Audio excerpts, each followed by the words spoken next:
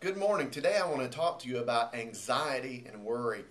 You know, Solomon said that if we allow anxiety in our heart, that it's only going to lead to depression. You can find that in the book of Proverbs. And you know what? That's true. Worry doesn't get you anywhere. Worry doesn't work. And worry's not going to change a thing. The only thing it's going to do is bring us down and take us to a place that we don't need to go. He said, don't worry about your life. He said, God takes care of the birds. God takes care of the flowers. Don't you know that God loves you much more, that you're much more valuable to God than these things? In other words, God is going to make a way for you. If He makes a way for the birds and for the flowers, then God is going to make a way for you. Then He gives us here the remedy that we need to follow, where He says right after that, He says, seek first the kingdom of God and His righteousness. Now understand this, His righteousness is the right way of doing things. What is the right way of doing things? The right way of doing things is God's way of doing things. Well, where do we find God's way of doing things? Well, we find God's way of doing things in the Word of God.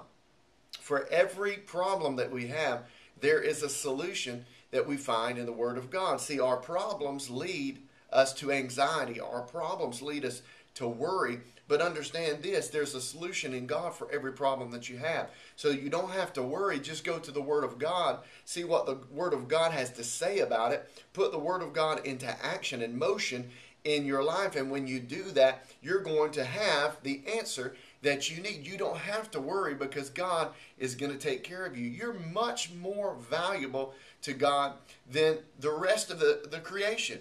God, there's a special purpose and plan for your life. And God created us in His image and in His likeness. God created us to accomplish great things, to bring Him glory and to bring Him honor. You're much more valuable than everything else. So understand that God is with you. And if you follow His word, then He will make a way for you. So let's go back to what Jesus said.